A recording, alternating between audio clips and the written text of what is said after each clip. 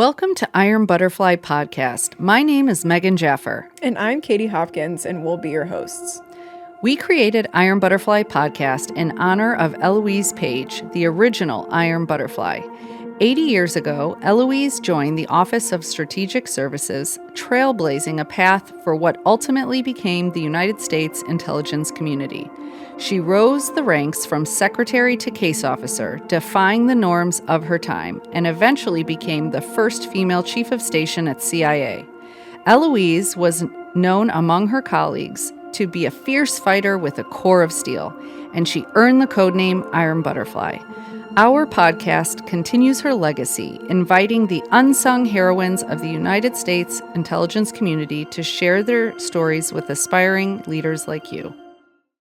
On this episode of Iron Buttefly, we are welcoming Kyla Guru and Lauren Buitta. Kyla is a technologist and social entrepreneur dedicated to creating a safer internet. She has hands-on experience in nation-state threat intelligence, offensive hacking, and security operations. Kyla founded Bytes Cybersecurity Education Corp, amplifying her message of people-focused cybersecurity worldwide, and co-directs GirlCon, a global high school tech conference. She recently completed her bachelor's in computer science and international relations at Stanford and is now pursuing her master's in computer science. Lauren Buitta, we are welcoming back, and she is the founder and CEO of Girl Security, an organization focused on empowering girls, women, and gender minorities in national security. She began her career as a national security policy analyst in Chicago and later launched Steele Consulting to support local policy initiatives. Recognizing a lack of intersectional representation in security, Lauren founded Girl Security in 2016 to provide pathways for young women in this field. All right. Well, welcome, Lauren. Welcome, Kyla. We're so happy that you're here with us today on Iron Buttefly. It's a really special episode for us, and we're just so thankful that you joined us. Thanks for having us. Happy to be here. Yeah, I'm super excited. Well, good. We're excited too. Well, Lauren is a veteran of Iron Buttefly. She's a veteran, a friend, and a supporter all wrapped in one. So we're very happy that you're back. And, when we were planning season 7, obviously this is an election year, but also season 7 is during the election itself. And Katie and I and Amanda were sitting around and we were talking about what kind of special episode could we do? And literally the first partnership we thought of was with Girl Security. And we were like, everything we've ever done with you, Lauren, and with the young women of Girl Security is always been inspirational. It's been informative. It's been eye-opening. The young women that you work with are just brilliant. And we thought that this would be a perfect episode. And so we asked you, who could we invite to talk about election security? And you said Kyla. So yes. Kyla, that's how you got here. Oh, no, I would never turn down the chance to chat with Lauren, either recorded or not. So I'm happy to be here. Thanks, Lauren. Oh, well, thank you all for being here. And so,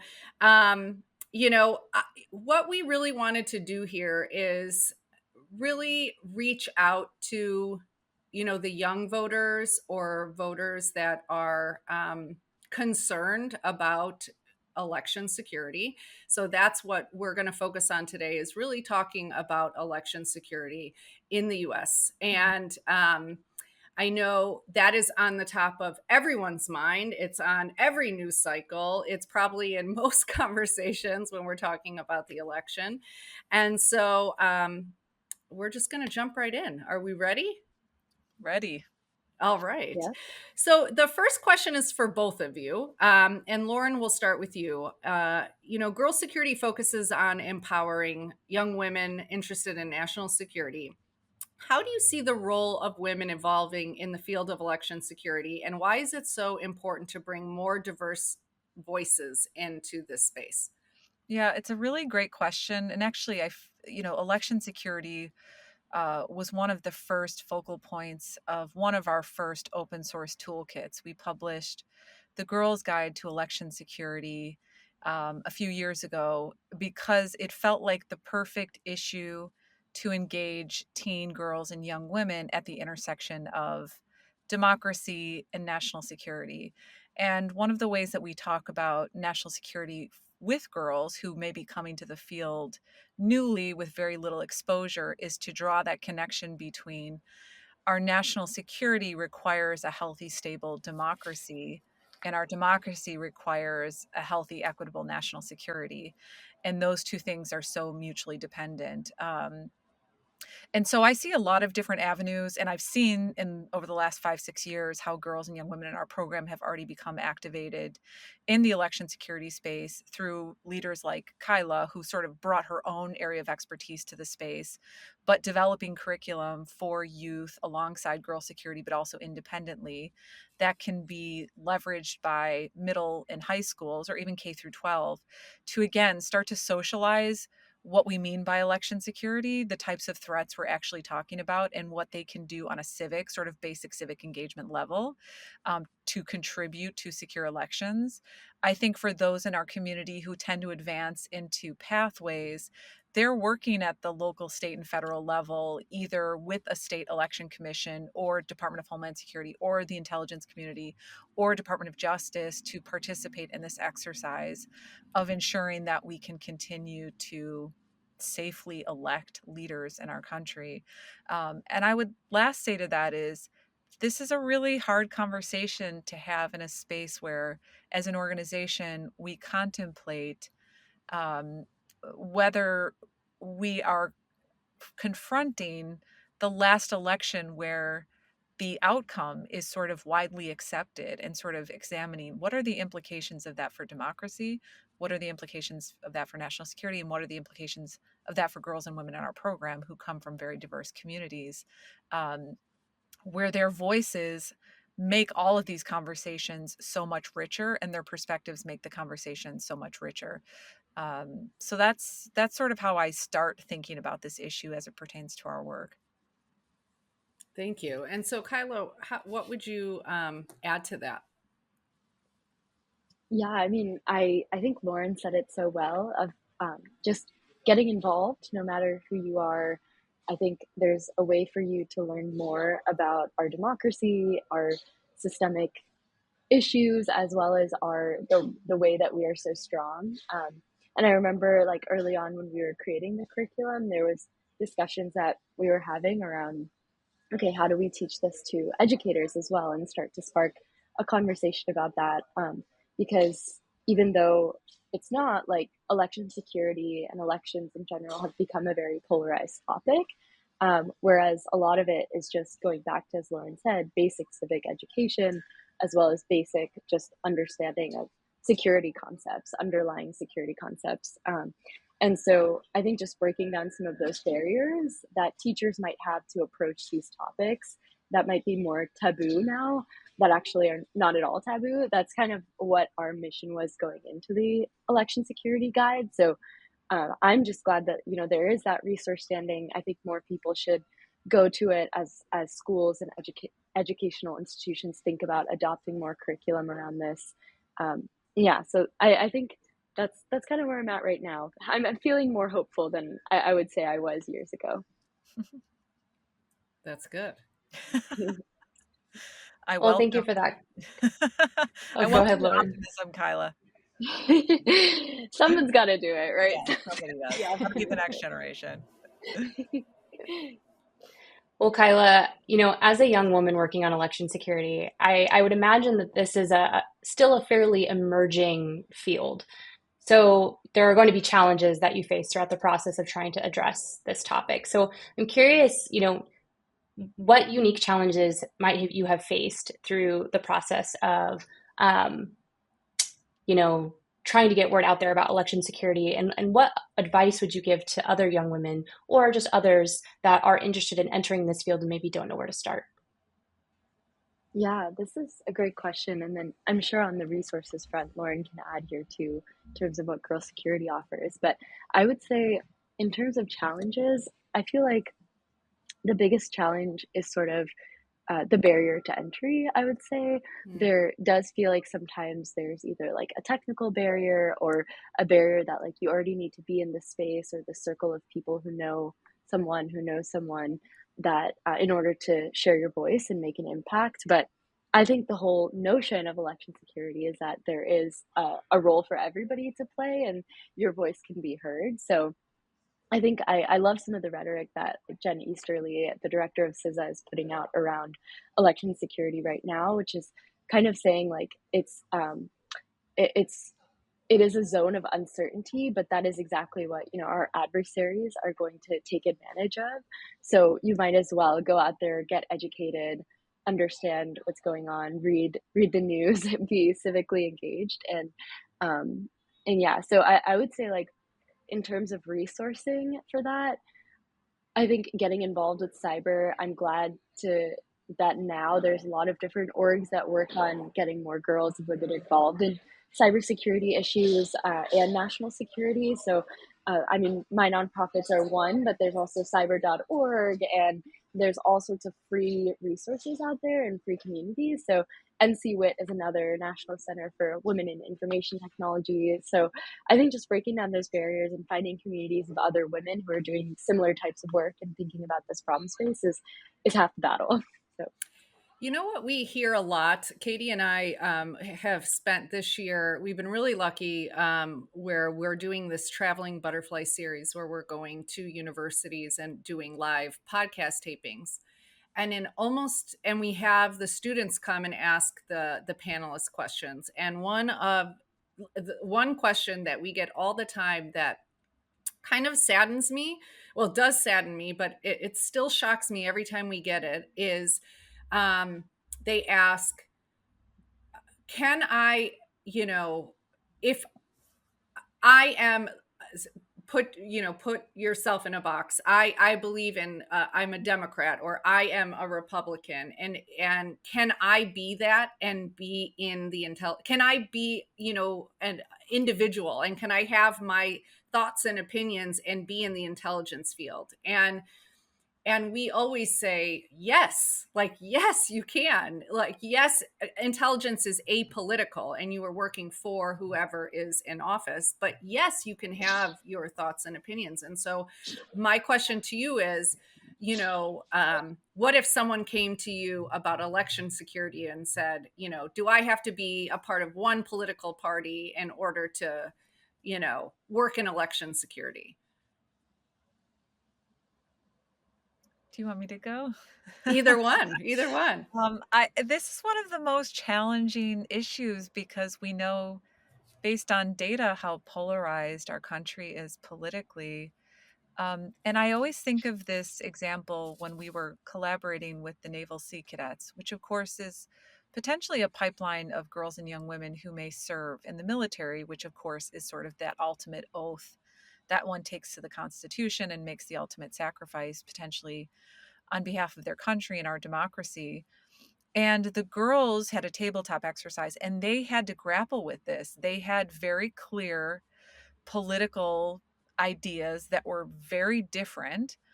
And they decided on creating a social media platform that would be safe for civic discourse, for a place for them to be able to differ within a safe environment whereby they wouldn't be influenced by adults. And that struck me to hear all of these girls, because this was actually a younger group, sharing their political ideals and sort of hashing it out and asking questions in a really fruitful way. And I thought, boy, this is sort of the perfect snapshot of what we need in our national security sector. We need different ideas. We need people who um, exercise tolerance as it pertains to differing political ideologies, and also exercising like an authentic curiosity to understand why someone might have an opposing view. And so I would say to anyone that it's the diversity of thought, it's the diversity of experiences that our democracy hinges on protecting. If we no longer have spaces where we can disagree or where someone's ideals are excluded, then we've lost sort of the foundation of our country. So I would encourage people to be different. And alongside that, of course, like understand how important it is to have civil discourse and to learn proper communication skills and tolerance and all of those other kind of supportive skills that enable better discourse. But at least as far as girl security is concerned, we see that every day in the people in our program who do have very different ideas. And it actually, Kyla, makes me think of an essay that Megan Burns wrote about how you can still be a patriot and not a nationalist, Yeah. still criticize country, your government, but still feel that fervor and passion for our Mhm. country.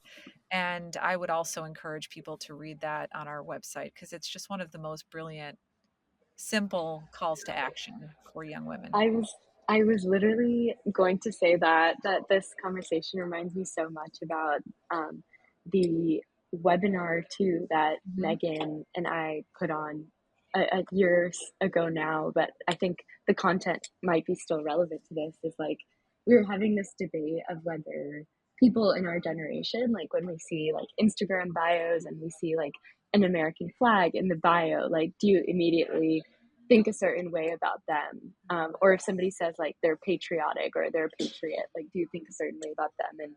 And Megan and I were going back and forth on this, and we were like, yeah, like I think there is some sort of like idea in our generation that suits like a certain type of political leaning, and then we were like, why is that? And so the conversation was great, and I think it is super relevant to what Lauren was saying. So, Lauren, this is for you. We already talked about what Girl Security is doing to work with the next generation of female leaders on election security. But what impact do you hope to see with these women in the future? Yeah, I mean, I think you know the core mission of the work we do is to, of course, build a critical mass of women in the national security field. But I always say that I think an important secondary or related impact is equipping them with an understanding of just the civic aspect of national security. So I see those as two like very important but related things. And I think to the earlier question about sort of how to grapple with diversity of thought and ideals, my hope is to that this community that we serve advances to become early and then mid-career and senior leaders who sort of lead by example in what I think will become an increasingly conflicted and confusing information environment, and that they will bring unique innovative solutions to a lot of these challenges related to election security, because women have shown at the local community grassroots level and then at the highest leadership levels an ability to bring people together in ways that I think we just simply need more of. So I think fostering that community of supportive people who can develop better, more inclusive solutions is something that I feel very hopeful about. I love that answer. That's great. Kyla, with all the focus on cybersecurity, it's really easy to overlook the human element. What role does human intelligence and vigilance play in securing elections, and how can young professionals contribute to this?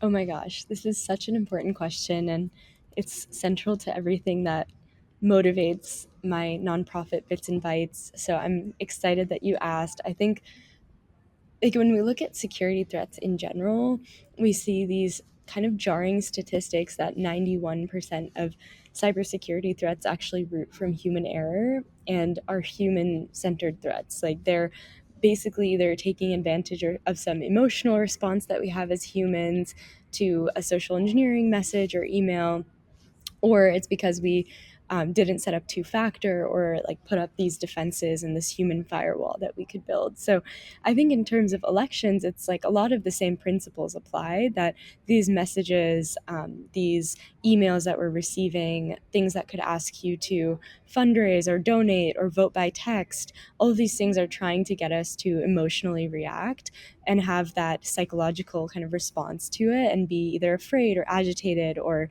act with urgency. So I think similar to a lot of like normal security threats or traditional security vectors, we should look at this and say, just pause and not respond immediately, and instead just reflect and think, okay, who is sending this? what kind of motivations do they have? Could this be malicious if I download or put this on my computer? And yeah, so I think the other piece to this is like, if you do see something, say something. That's the hugest part of security, and in cyber it's becoming more and more of a big deal. Is when you do see a threat, mark that as phishing in your email, similar to when you're on social media now and see something that you wouldn't want your friends or you wouldn't want your grandma or your parents to see, like similar to that, you just mark that as potentially misleading information, and that's doing your part in and of itself. I love that. I literally have started to do that. I wasn't doing that in the past, and I'm a big YouTube person where I like YouTube. I like to watch YouTube. And now I've started to do that, like reporting videos that Mhm. are inappropriate or violent. I don't even know how they're in my feed in the beginning, but occasionally they pop in. And I always report them. And I've also noticed I've gotten an uptick of text messages that have been spam or inappropriate or whatever, and I always report those as well. And what I found interesting is with my service provider, they are now acknowledging when you report it. So if I report a text or a phone number saying this is, I want this blocked, this is spam or whatever, they'll respond and say thank you for reporting. So I think that's really great advice, Kyla, for everyone listening. So thank you for that answer. Yeah, and if I can just add on a quick thought Sure. to that. I was talking to someone I know very well, and they were expressing how they can feel their anxiety increasing as the election gets closer. And this is a national security professional, so someone who's been around the block. Um, and I think, like, to punctuate Kyla's point, is we know that there are going to be increasing levels of malinformation, and other types of digitally enabled threats and sort of disruption. And it's just so interesting as an observer to watch it amp up as the election approaches, knowing that people's anxiety levels are so heightened.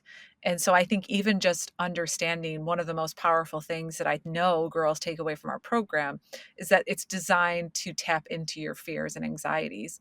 And so once you understand that, you can at least turn the dial and sort of assess what you're Mhm. viewing through that lens. Yeah, I love that. So the next question is for both of you.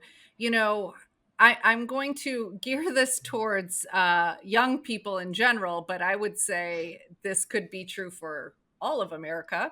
What do you say specifically to young people when they tell you that they've lost trust in our election integrity? And so A, what do you say to them? And B, how do we build back that trust? And so, Kyla, let's start with you. Oh, dang. I was thinking Lauren would get the tough one. But this is hard. I think the way that I think about it, at least the way that I keep myself like able to sleep at night, is by thinking that, I think, like, if we do think that all hope is lost, and if we are in this area of uncertainty and dread and hopelessness, I think that's where our adversaries are going to try their best to influence us and influence Americans in general to believe, to undermine our democratic processes and undermine the legitimacy of our processes. So a part of me thinks that it is fair to have concerns and to be tired and exhausted of this that we've grown up with, because quite honestly, like, I know so many of my friends who have increased anxiety and other factors and worries, like around the election, and because of the election tumultuousness that we have gone through, and then COVID, the pandemic, just a lot of change has happened in very crucial years of our lives. So I would say it's very fair to think the way that you are, but at the same time, like, this is the time to speak out, to educate yourself, and then and to be a strong, like, that, build that human firewall that's going to really help us defend ourselves against whatever threat is to come November 5th and beyond. I love human firewall. I'm going to use that. That's a good that's a good term. Um, Lauren. I always think of a sentence my brother who served in Iraq wrote an essay when he returned, and it was a beautiful essay about his perspective in serving the country. But there was a line that he wrote, which that our democracy is not bestowed from one generation to the next. In other words, we're not entitled to this democracy.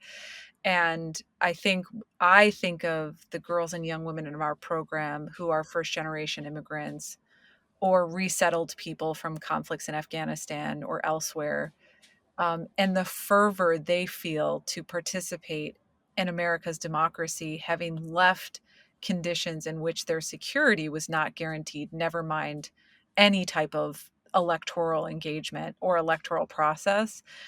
And it's not that it's relative, but I think it's important to remember that our nation is a country of immigrants, of people who fled or left conditions to participate in this democracy. And for young people, as heavy a burden as it may feel, to understand that this is all of our responsibility, um, and to rely on each other to share the stories with each other of our lives, because we are all so diverse, to energize ourselves, but also to take peace and take care of one's mental health and do all of the things that one needs to do to navigate this environment. But we hear it a lot. It's painful to hear because I think about my 14-year-old self working construction with a hard hat on and thinking like, this world is going to look very different when I'm like middle-aged like my mom. And now being that middle-aged mom and seeing where I wished more progress had been made, or seeing new threats that undermined our country, and realizing like how small we all are, but how great this call to action is, and Yeah. hope that that inspires people and reassures them. Yeah. The one thing I'll add to that is I think the stories that I hear from my parents also shape my perspective a lot. And coming from a household where my parents are both immigrants, there's just so many stories and so many dreams and hopes that they've shared with me that I think push me to be an advocate for people to raise their voice, as Lauren said, and participate in democracy.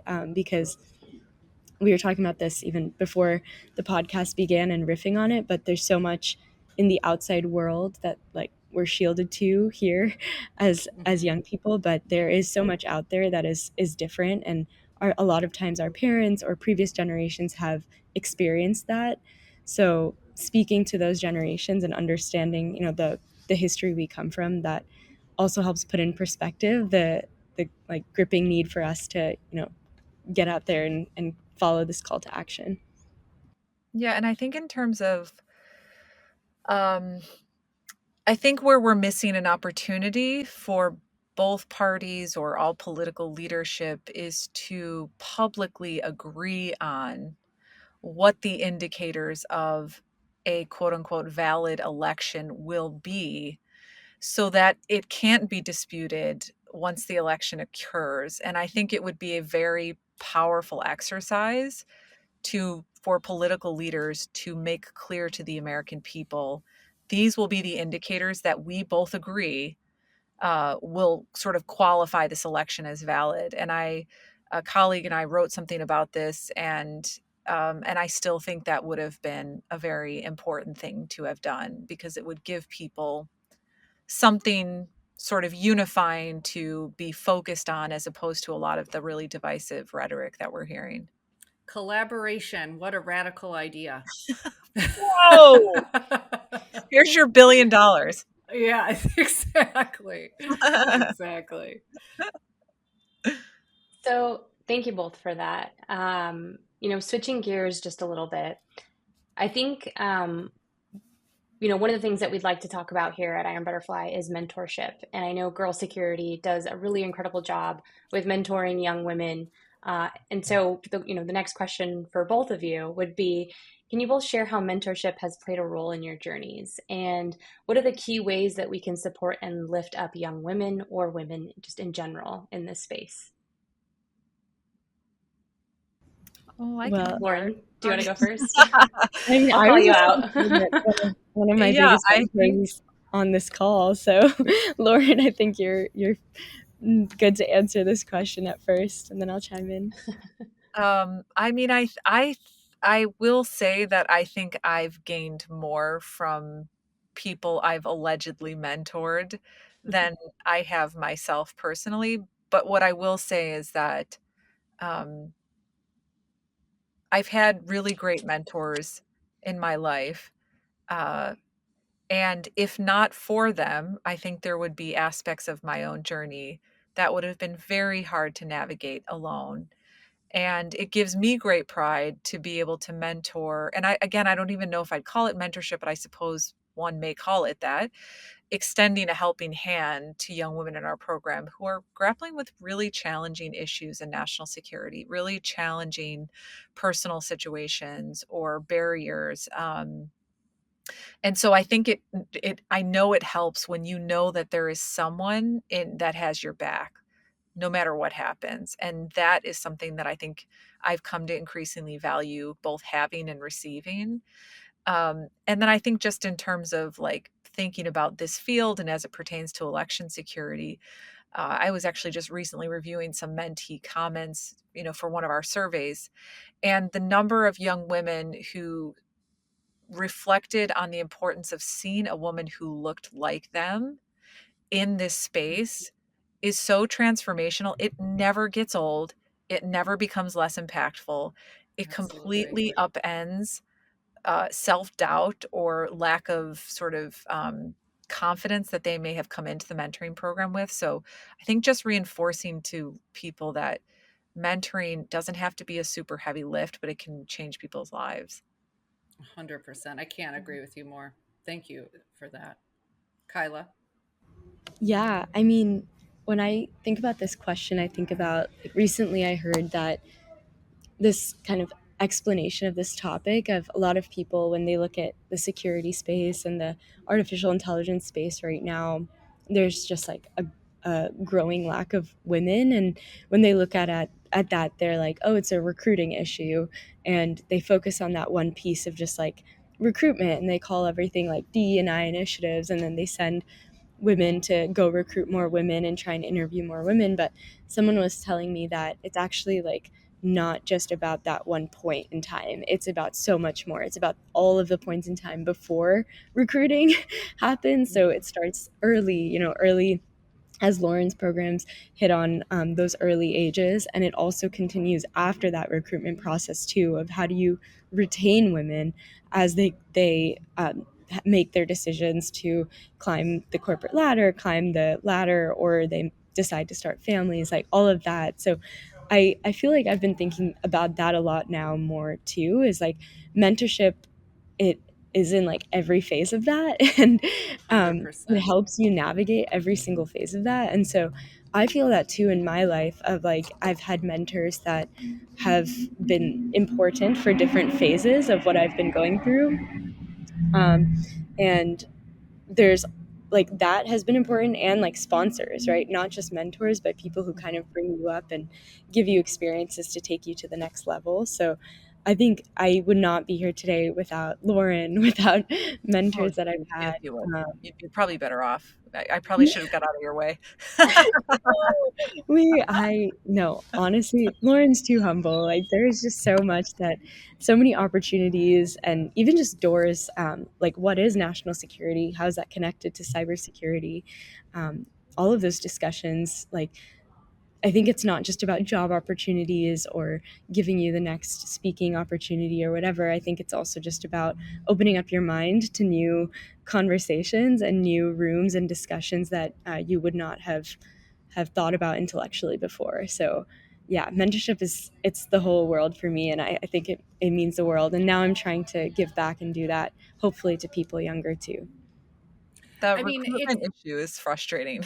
That's the point on recruitment is so hard to hear because Yeah. I think about going into, we've launched these high school based national security clinics, and I think about a school I was just in on the south side of Chicago.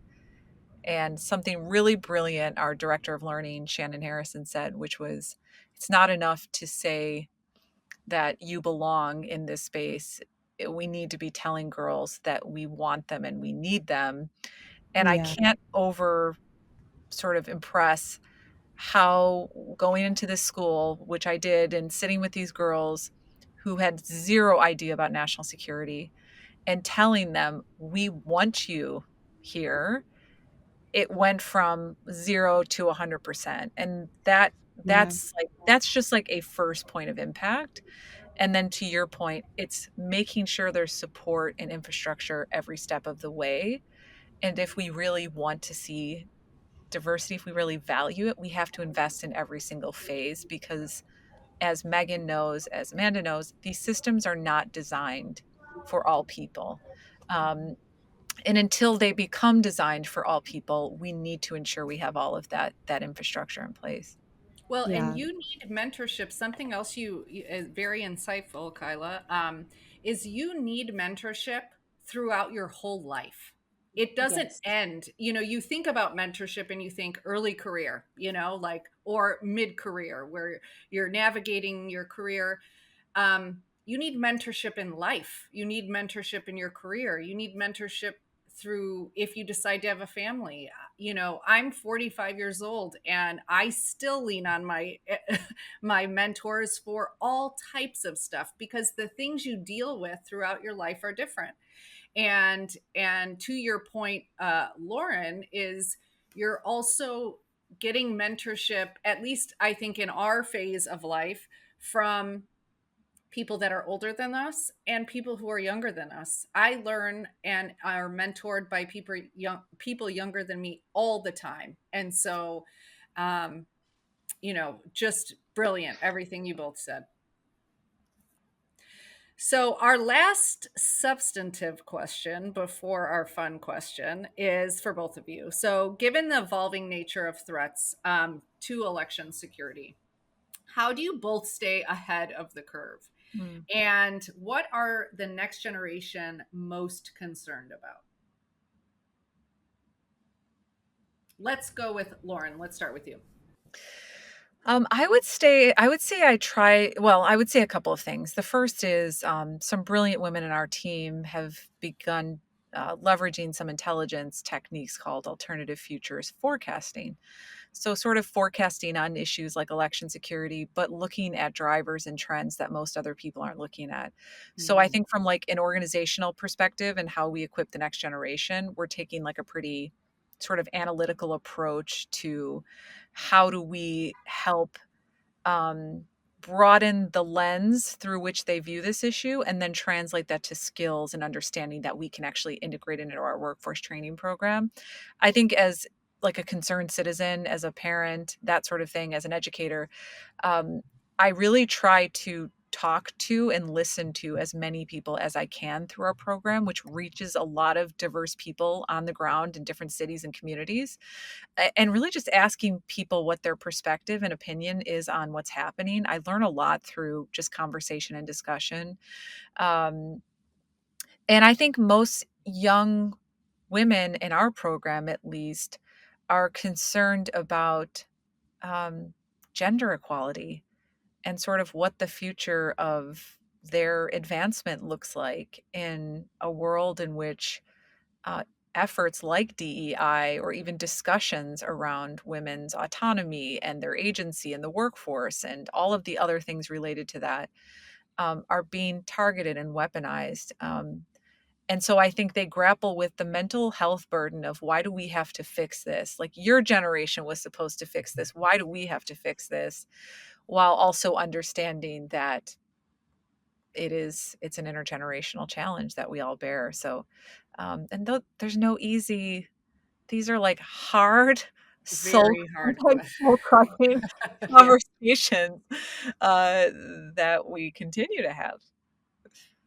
absolutely. Kyla, what would you like to add to that? Yeah, I mean, I was just trying to think about the things that like I've observed or that I'm worried about too, and I think it kind of goes with Lauren's topic there. I think like information overload in a way that leads to these mental health like conversations, as well as just trends in how Generation Z consumes media today. And I was reading an interesting like Google DeepMind paper on this, and they did an analysis of how like Generation Z consumes media. And they found that because of the information overload that it exists right now, it leads us to have like certain characteristics. For example, we crowdsource credibility. We look for things that are heavily liked, or we look at the comments section first to determine whether something is true or false.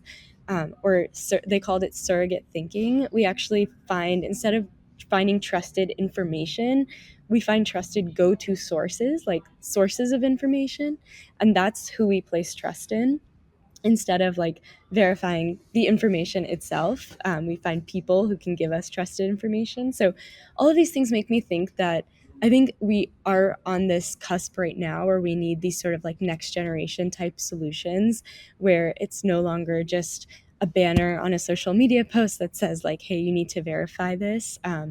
It's no longer about teaching girls like how to tell whether something is real or fake, because our generation, like, are we really going to go through like 10 extra steps when we see when we see a social media post? So I think it's really about like adapting our current techniques to the generation. And yeah, I guess that to leave it on a positive note, I'm excited about what those techniques are. I think there's a lot of like honestly product design changes on social media platforms that I think will be really transformational and help Gen Z interact with civic material and education even better. So yeah, I kind of went on a different tangent there, but I hope that was like there was something within that was was interesting. And it made me think, Kyla, like just you touched on trust, which I think is a word you may have used, Megan. And I think what you're pointing to is this broader issue, which is how do we rethink concepts of trust as Yeah. it pertains to election security within this rapidly changing information environment, and what does that all entail and look like? And I sort of think like that's the question of our time, is how do we redefine trust as it pertains to election security given what we've Yeah. seen as really important threats. Well, and that this is a national security issue. Oh boy, yeah.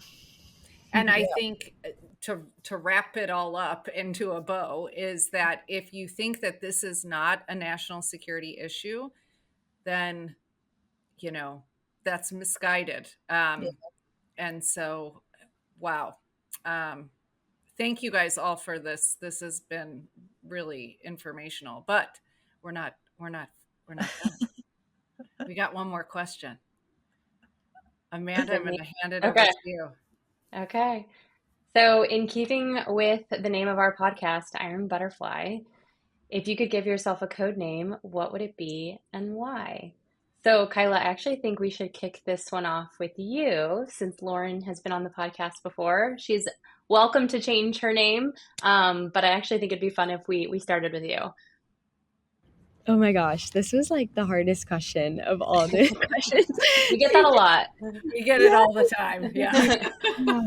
I mean, okay, so like typically long story with like Stanford roots and our current like women in national security squad at Stanford, but we call ourselves the Cyber Supergirls. So that's one kind of more, I don't know if it's like that anonymous though. I feel like now that people know about it. So then I was like, maybe I should get a little bit more creative. And so as we do in this generation, and speaking of next generation topics and themes, I went to AI and I was asking, We've heard that. People are starting to do that now. I asked Claude, I was like, given what you know about Kyla, tell me, what a code name would be. And at first it gave me some boring ones. So I was like, please make it more creative. I'm not this boring.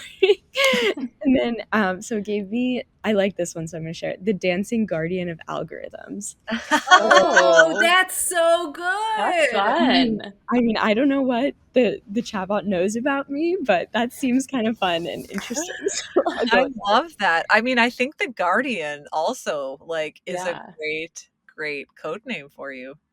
Oh, that's really good. And you know what's so interesting is we've started, I would say just this season, it just started this season where people have told us that they've asked like ChatGPT or one of the AI platforms.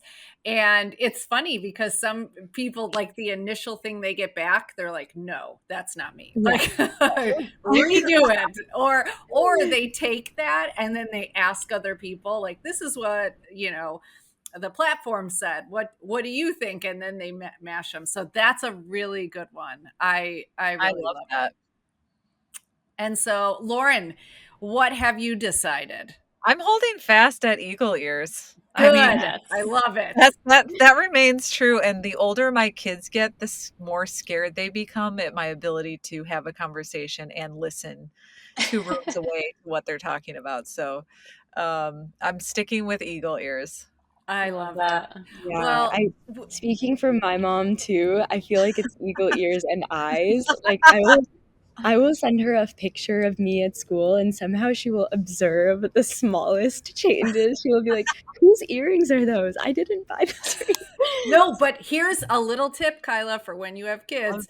So I was told this story about, because I have a teenage son, and who told me this? I think, actually I won't reveal any names, but there was a parent, like, some, like, a parent that had already raised their teenage kids, and their advice to me was, if you leave your kids alone, like the first time they ever left the kid alone or something like that, for a longer period of time, the child sent a picture and said, like, look, mom and dad, I'm not throwing any parties, I'm not doing anything crazy, like, and they took a selfie. And then the mom, she, like, widened up the picture and she saw toenails, like pink toenails. So it was a boy and she saw pink toenails, like, just in the corner of the picture. So talk about eagle eyes. She's like, I see pink toenails.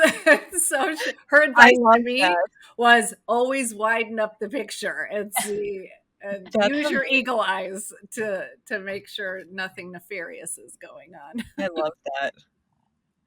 Well, ladies, this has been educational. It was fun. I'm so very appreciative that you decided to come on and talk about this with us. I think it's so important. We are going to launch this episode right before Election Day. And so I just thank you. Thank you for lending your expertise to us. Thanks for having this conversation. Thanks for being 2 brilliant women. We just really appreciate you. Well, we feel the same. Thank you for having us. Yes, likewise. This was so fun. Thank you. This has been an episode of Iron Buttefly Podcast. To learn more about Iron Buttefly Media, visit our website at www.ironbutterflymedia.com. If you like the show, please be sure to rate, review, and subscribe, and follow Iron Buttefly on social media for bonus content. You can also support us on Patreon. Lastly, we want to thank our producer, Amanda Young, and the entire Iron Buttefly team. Stay fierce, and we'll talk next time.